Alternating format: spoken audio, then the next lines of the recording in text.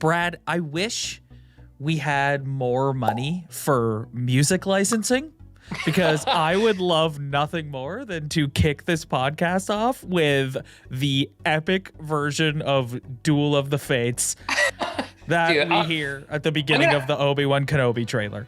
I'm gonna probably try to find out what the legal ramifications are of us using how much can I use before they can legally sue us, because I might try to slip it in anyway.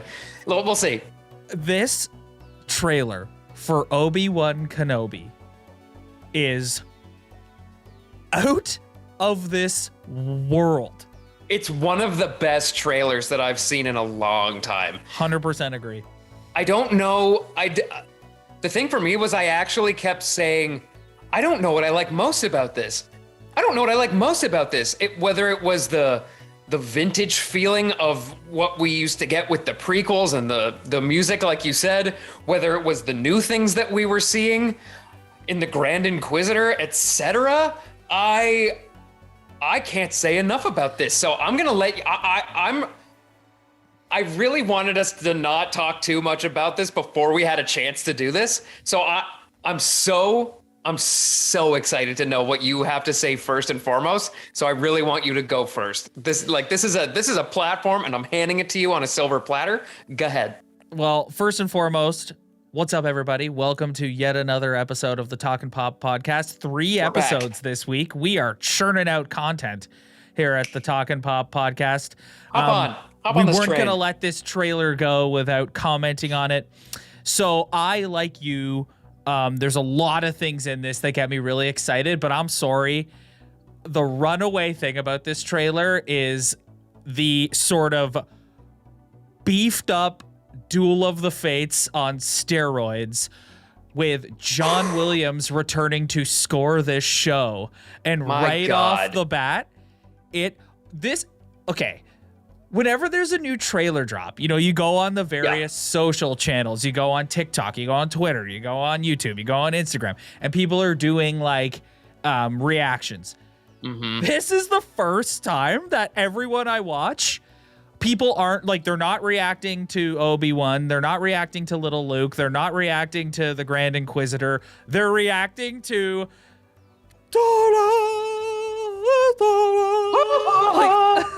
and everyone's just like, are you kidding me? It's unbelievable. Well, do you want to know why? I can actually tell you for sure, because I thought about it, because we all did the same thing. It doesn't matter if you were watching somebody else's reaction or just thinking back on how you reacted when you were first watching it. It's because it feels like Star Wars. That's why. Yes. And it is not at all anything against The Mandalorian. I absolutely am obsessed with The Mandalorian. And it has nothing to do with the Book of Boba Fett. It has nothing to do. These things all have an obvious feel of Star Wars and all of these characters that we're seeing and whatever. But the epic scope of traditional Star Wars movies, I think, was somewhat lost in the newest trilogy. Yes, thank you. You just took it out of my mouth. Yes. Right? And so then you're getting this feeling of, that excitement that we all had back in the late 90s to mid 2000s when those prequels were coming out and we were all kids. And it's kind of this. And so you just instantly got this feeling of, oh my God, like this nostalgia hit, and it hit hard, baby. Oh, yeah. It hit hard, and they knew what they were doing over there. They knew what they were doing over at Disney when they dropped that with this trailer. It was an unbelievable decision. This is giving me such a complex because, as you know, I've been very vocal and very critical of Disney, Lucasfilm, Kathleen Kennedy, of relying too much on nostalgia and relying too much on the Skywalker story. I've been very critical. Mm-hmm. But this is amazing. But that's what I mean. Who cares? I don't care. I don't care. I don't care. Do you want to know why? If you're going to do it like this, I'll let you do it. That's exactly what I was going to say. Do you want to know why? Because it looks like it's done so well. It doesn't, it's just, it doesn't feel like a story that they're just telling for the sake of telling. We want to know what went on. These were all little questions that we've had. And this was really the only, well, I don't want to say it's the only way we could get Ewan McGregor back in a timeline where he's not just like playing the old Obi-Wan Kenobi and trying to do some sort of motion cap thing. The old Ben Kenobi. That old Ben Kenobi. Ben? But my thing was, it's kind of like, it's not so far removed from where we left off with him in the. No, it looks like it picks up Revenge like of the not Sith. long after, like a few years after, because we last saw him giving like baby Luke to Correct. Uncle Owen, and now Right. we see Luke. He looks like he's about, I don't know, like 8, 9. Yeah, Like yeah. sitting- Well, exactly. I think that's right on the money. And Yeah. and my thing was that it just felt like this was the best way to get him back in, and he was by far the best part of those the prequel trilogies. And to see him back in this way, and this over I don't even know what to call it. I'm so excited. This kind of undertone of he is Like defeated. he's still Obi-Wan, but Yeah. he can't show his powers. He has to do this whole behind the scenes thing in a different way. He has to kind of keep his powers hidden, and that's obvious in certain scenes like you get in this trailer. Like there was a scene where, I don't want to say that because I don't know for sure, but let's say that maybe that's a Jedi hanging at one point in the trailer, and it's kind of like you see him in the background, and there's this expression that he gets on his face, like he wants to do something, but he knows if he uses those powers, he's gonna give himself away, and if he gives himself away, that's putting Luke at risk. Yep. Let's I know. go. I know. This is what we've been dying to see. Yes. It's I watched a trailer breakdown earlier, and it said that this show is so important because it's bridging the gap between Yes. two trilogies. Like Yes. the prequel trilogy and like the original trilogy. And this show is like it's bridging the gap. Oh my God. So obviously the premise that you can glean from it is what you just said. He's on Tatooine, he's watching over Luke. Luke's with Uncle Owen drinking his blue milk, Aunt Veru. And he's hiding. He's in hiding because the Inquisitors, which we hear from the Grand Inquisitor in this show, are hunting Jedi. How familiar are you with the Inquisitors, Brad? I'm not.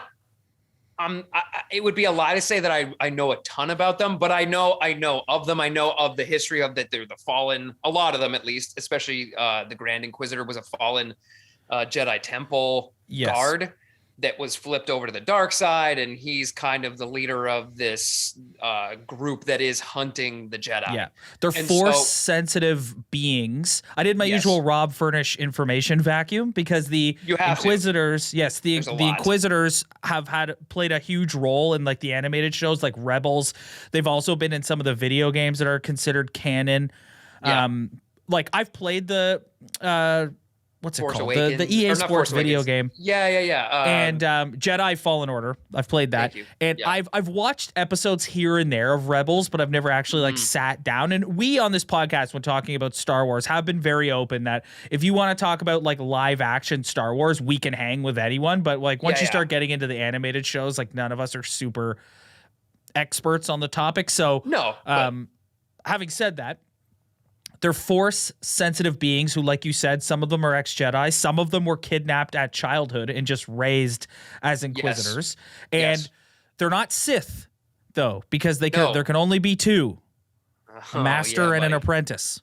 So the Grand Inquisitor, who's played by, what's his name? Rupert Friend. Yes. We hear from him in this trailer. His dialogue in this trailer is fantastic. epic. When I first, because you don't see him at first within the trailer, you get this overlaying voice, and quite honestly, at first I thought it was the Emperor. I thought it was like because it kind of has that very it does. distinct sound. But as you start to see him, and then you start to realize that that was him talking. Oh my God!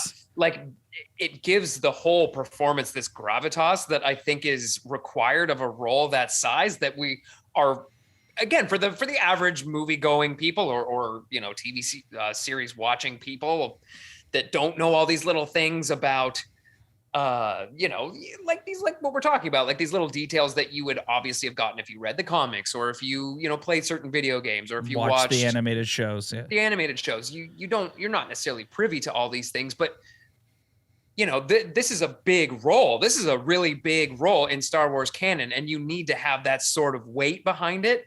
And my God, instant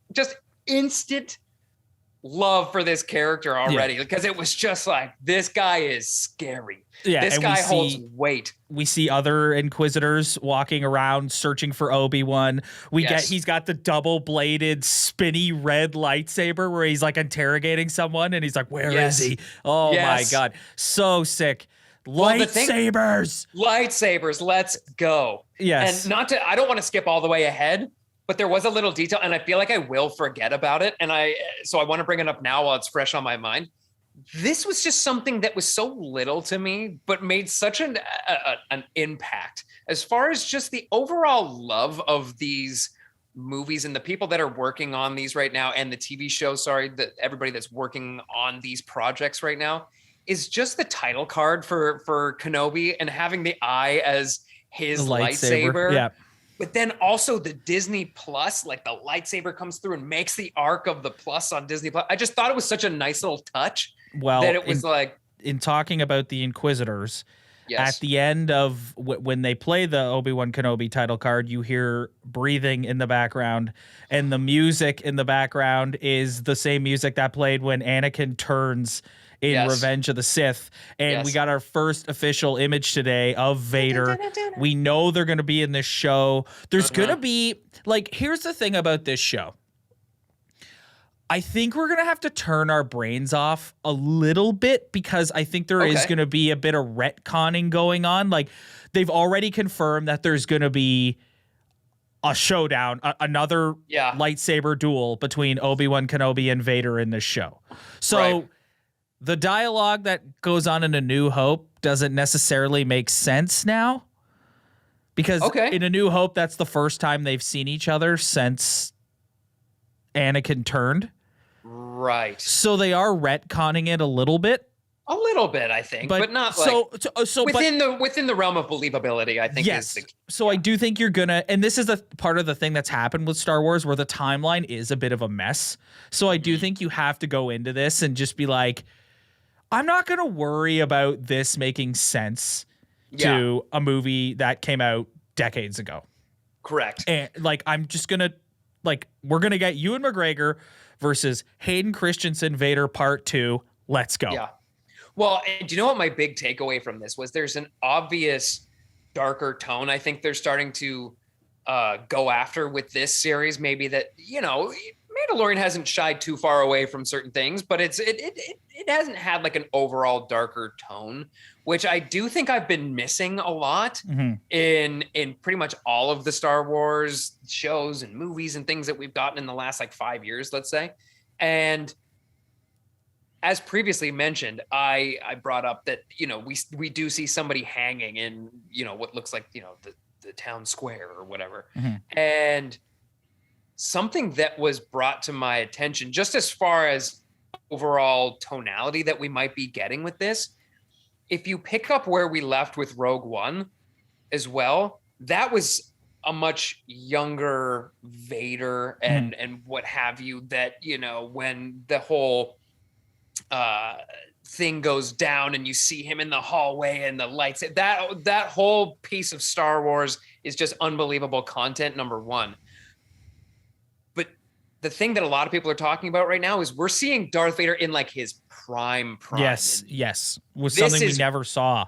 Prime. Yes. Time. Yes. Darth Vader. And I think we are going to potentially, and you know, maybe this is just my hopes, but there seems to be a lot of alluding to this, that we are going to see a much darker, angry Darth Vader who is trying to resurrect Padme, that is angry, just generally like still angry, mad hunting. At Obi-Wan for Padme being dead. Excuse me. Yeah, like he wants all of the Jedi dead, but in reality, he's got his target set on Obi-Wan. And I think that this is really going to be the telling of that story of like his true anger behind all of this stuff that we got later. This is going to be prime he's in pain, he's angry, he's in pain for multiple reasons, whether it be the mental scars or the physical scars. This is going to be a dark adaptation or new telling of Darth Vader that we haven't really got before. And my heart races thinking about it.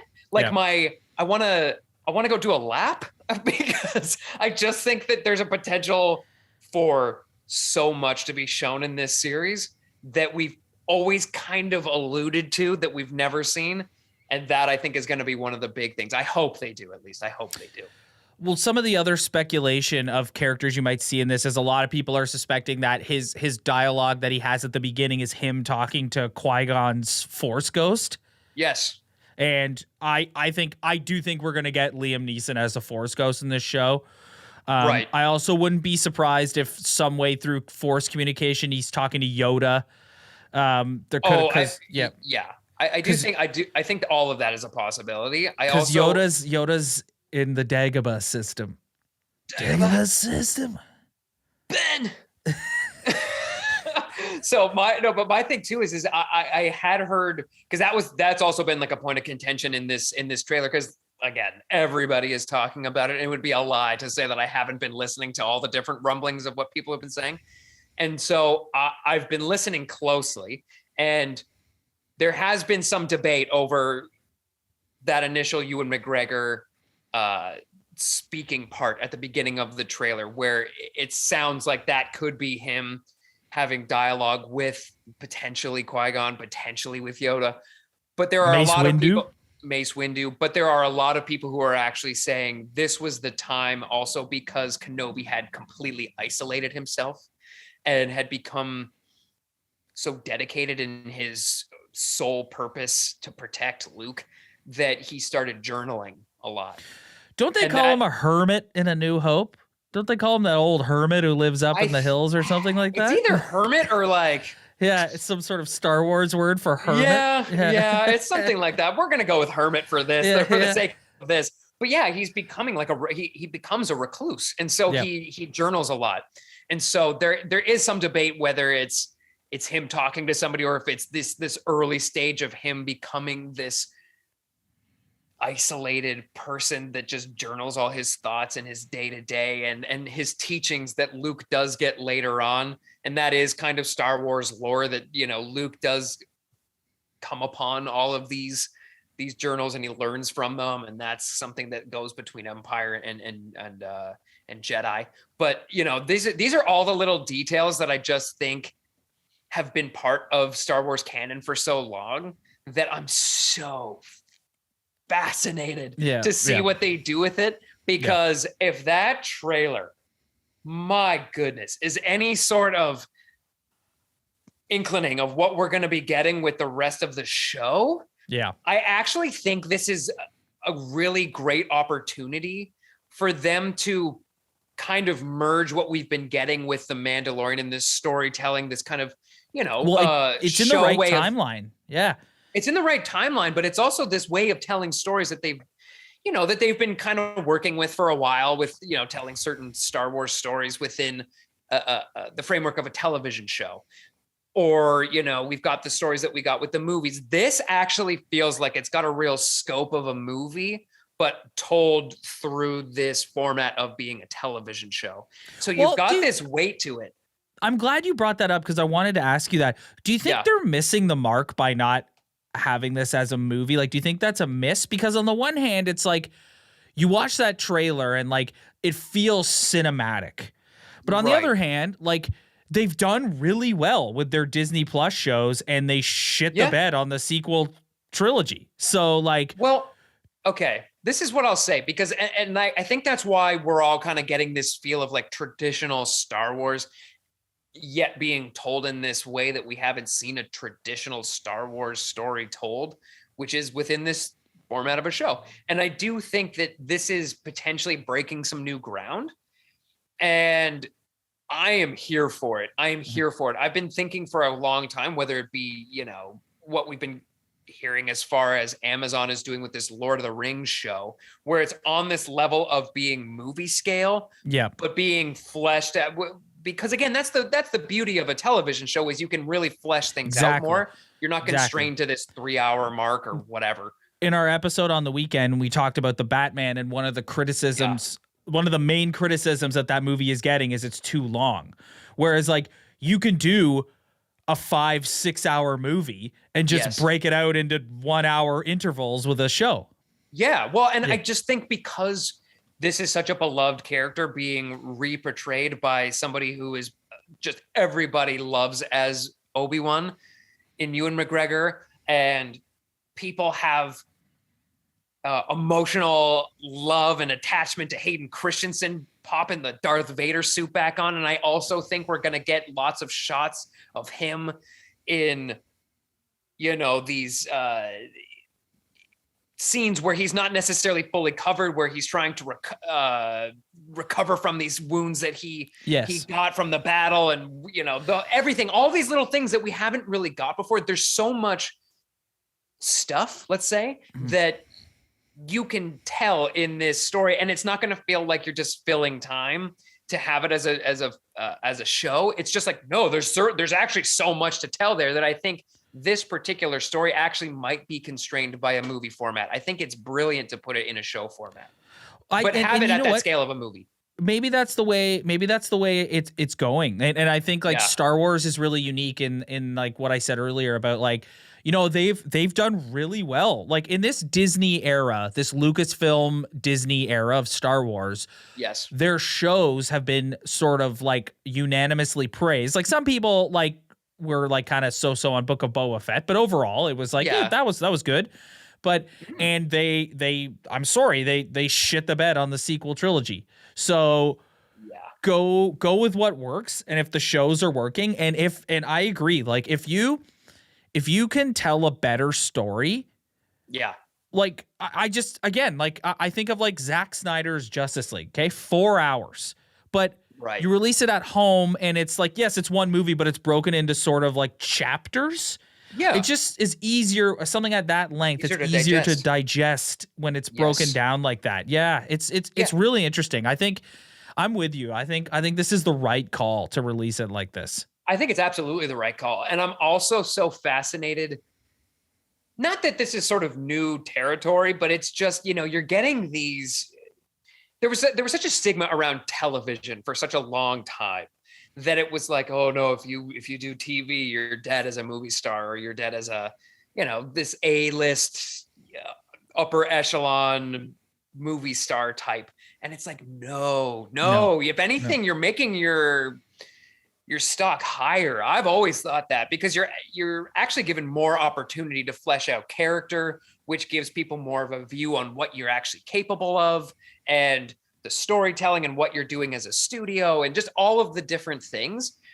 And I think nothing portrays that more than seeing Joel Edgerton come back as Uncle Owen, because that guy, I don't want to say he was a nobody at the time, because I'm sure he had done some stuff, but for sure that was probably a big deal for him at that stage in his career.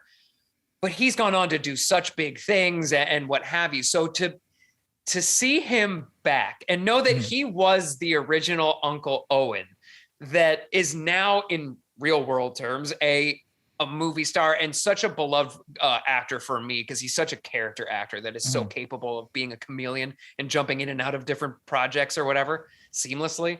To see him back, and that just because at first I honestly didn't remember if he was going to be in it, because when you first watch this, you're kind of like, I got to soak all this information. And when they gave him like a full moment there, it's like, oh my God, they're going to spend some time with Uncle Owen and Aunt Beru. Like they're going to spend some solid time with them. She's back as well. The actress, I lost her name for a second. Anyways, but she's back. It's the original cast. They're going to build towards, because obviously if you remember in A New Hope, like Uncle Owen is not the president of the Ben/Obi-Wan Kenobi fan club. No. So, and is like telling Luke to like stay away from him.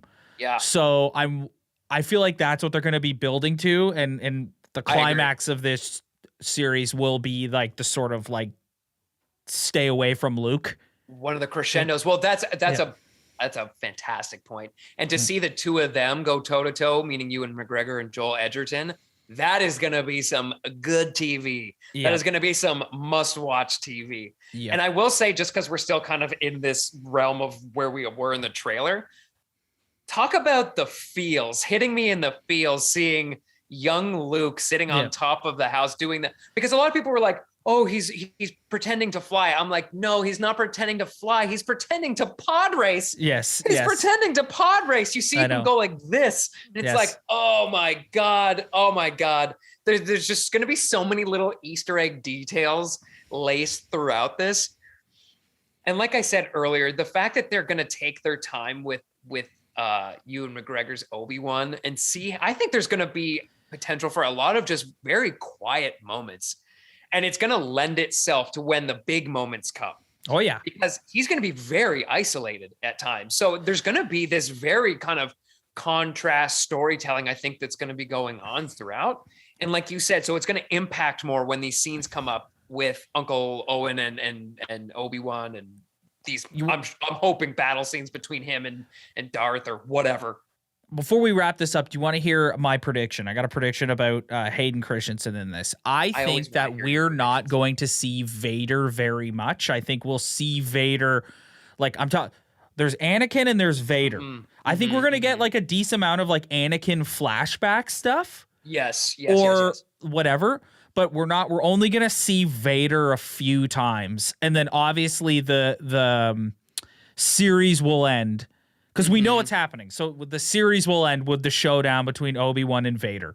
And then that will end, I think, yes, that will end with Obi-Wan realizing that, like, I need to be, like, away.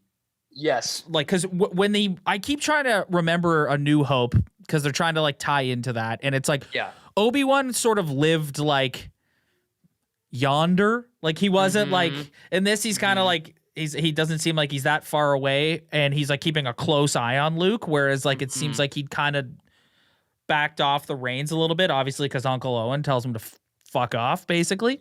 So Star Wars just decides to go R from this point on. Fuck off, Obi-Wan. So I think like we'll get I think the main protagonist for the antagonist, for the bulk of this show will be the Inquisitors and the Grand Inquisitor. I think you're bang on.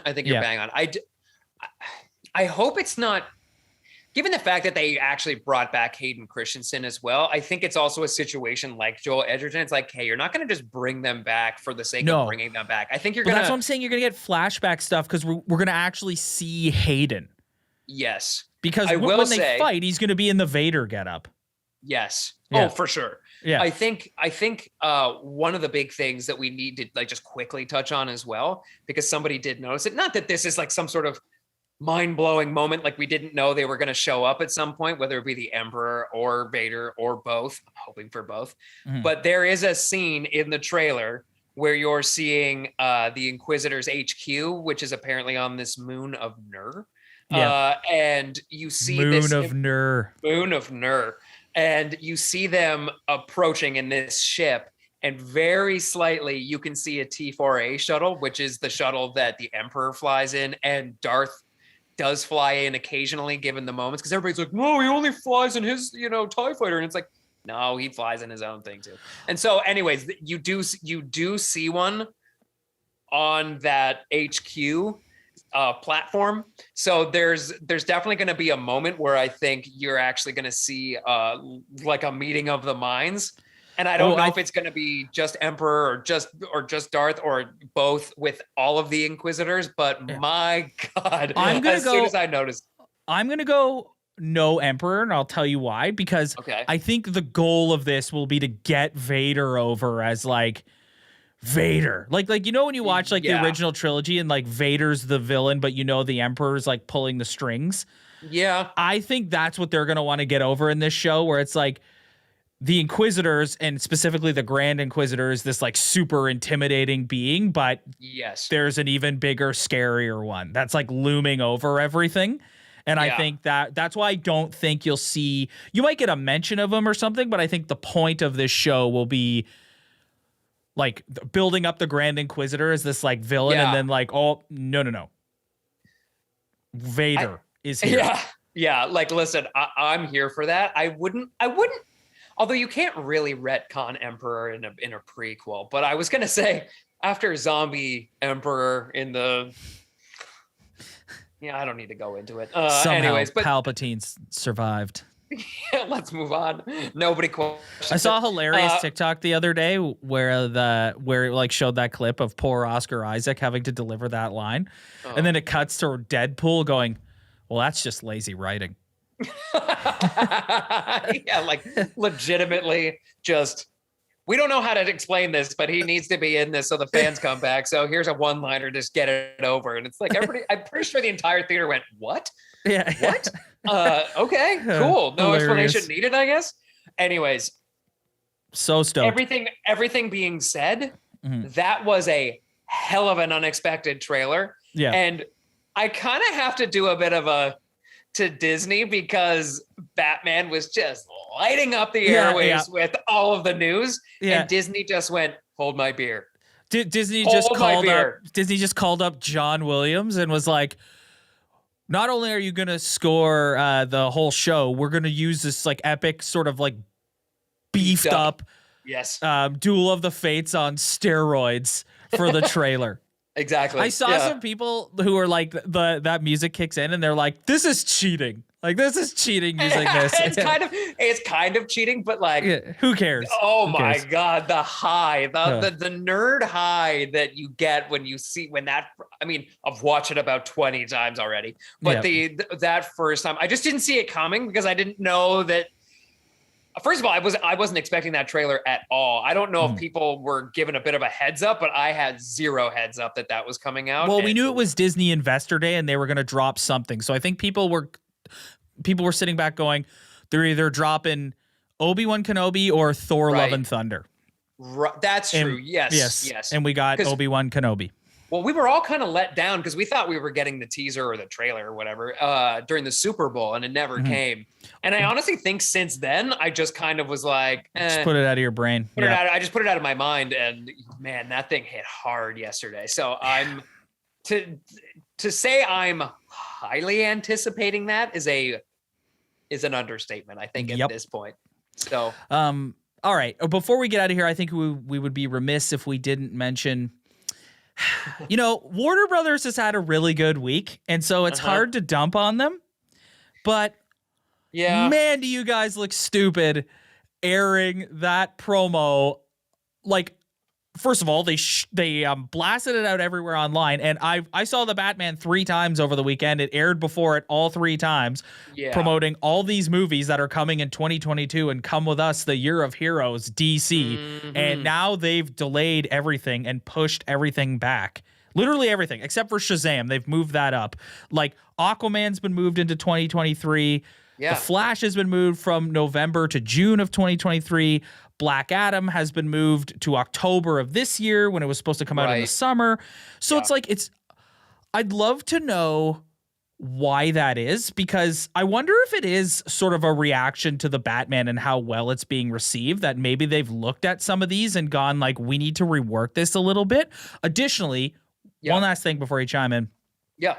If there was ever a case, if you're going to go work for that studio to pull a Chris Nolan or a Matt Reeves and look at these suits and go, butt the hell out and let me make my movie. This is the case right here. Because in that same day where they pushed everything back, they announced Colin Farrell's Penguin show has been greenlit and they're going to get started pretty soon.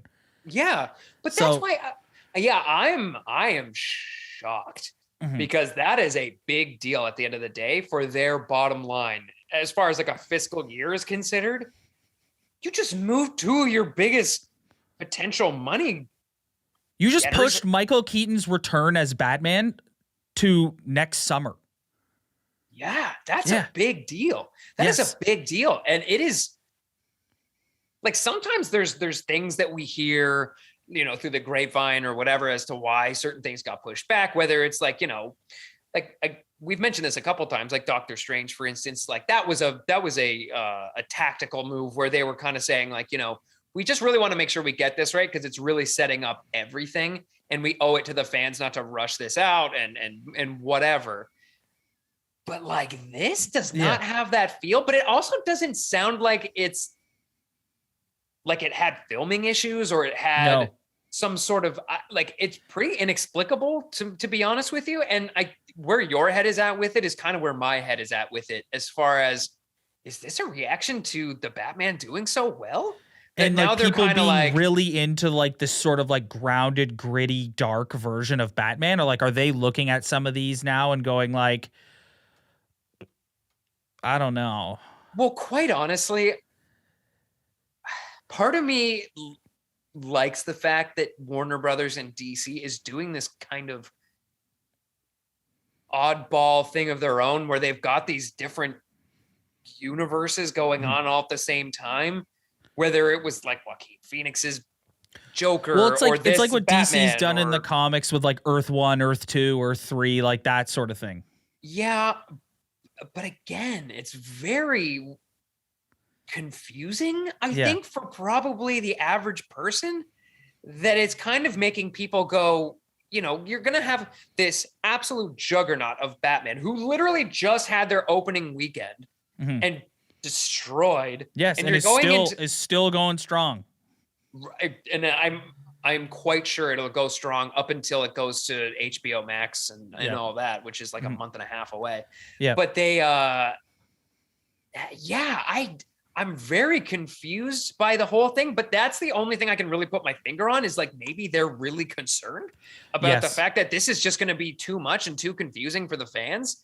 And I guess, you know, with the Batman killing it, they kind of went, you know what, let's keep riding this thing, and like, let's start producing this content that is associated with the Batman now, and give people enough breathing room to kind of not forget about what's gone on with the Batman, but kind of make it fresh again in 2023 with the Batman, or excuse me, with the Flash and with what's the other one that got pushed? Aquaman. Aquaman 2. Like, make those a little bit more I fresh. wonder if this is also a strategic move, in the sense like to put Flash last, because we know that Flash is going to be doing some retconning of the DCEU. Right. And so I wonder if that, but they also, like, it wasn't just DC movies they push back. Like, they push back this Wonka prequel starring Timothée Chalamet. Right. And they push back your most anticipated release of 2023, The Meg 2, starring Jason Statham. Oh my God. Wow. So I don't. I mean, it must have made money, I guess, or they wouldn't be doing a new one. But like, are we gonna do a review on that one, Rob? I don't know. I don't know if we'll get Kelly on board with that. I will not. No, I can assure you that Kelly will not be participating in the review of The Meg 2. That might be maybe I'll just do one solo for Talking Pop, just for kicks. Yeah, you'll just get on. No, you should do a Meg 2 watch along. That's what you should do. Well, I'm going to do you know what? From this point on, I'm going to do a full deep dive into Meg and do every teaser, every trailer, every TV spot until it comes out. I'm going to mention it. Good Lord. I'm going to mention it just for kicks. Just for kicks. Let's see what happens. All right. Well, I think that's going to do it for us, buddy. You know, when I look at the calendar, I think the next thing we have looking forward to is the end of the month with Moon Knight. Dope new featurette on YouTube. If you haven't watched it, I recommend checking it out. It's just a little 90-second thing. It's still the posters that they're releasing for Moon Knight. I haven't seen one that hasn't looked incredible. Like, they all look amazing. They look fantastic. And I actually mentioned this to you today, that Oscar Isaac hosted SNL last weekend. Yeah. And that was a must watch for me. But I said to you, like, the guy, he's obviously had funny moments in certain movies and whatever, but I wouldn't necessarily put him in this upper echelon of who I think would, like, for sure be funny on SNL in a sketch comedy setting. He was hysterical. And he was obviously there because of Moon Knight and everything. If you haven't watched it, listeners and you, Rob, go watch it. It was actually hysterical. I actually want him to come back. To bring this conversation full circle, Oscar Isaac always has my sympathy, because he was tasked with delivering that horrendous line in The Rise of Skywalker, and he did it with a straight face. He did it with a straight face. So cheers to you. That's an Oscar nominee. That's an Oscar nominee right there. 100%. All right, buddy. I think we're gonna do that. I think we can call it now. Yeah. Yeah. Thanks everybody for checking us out. If you like what you see, hit that like and subscribe button below. Spread the word. Tell your friends. We really appreciate it. As I say every time, if you're listening to the audio version, there's that little 5-star at the top. Press that. Hit that 5-star. Also, if you want to leave a review, a little thumbs up. We appreciate that too. That'd be great. Yeah. Follow us on all that. social media. Yes. Just follow us on our Instagram. The link to our Instagram is in the description below. We want to talk to you guys. Exactly. Leave a comment. Honestly, yes. Leave a comment how you're feeling about all this stuff on YouTube. Let us know what you're thinking. We love talking to you guys. So absolutely. Come chat with us. We'll catch you guys next time. Bye, everybody.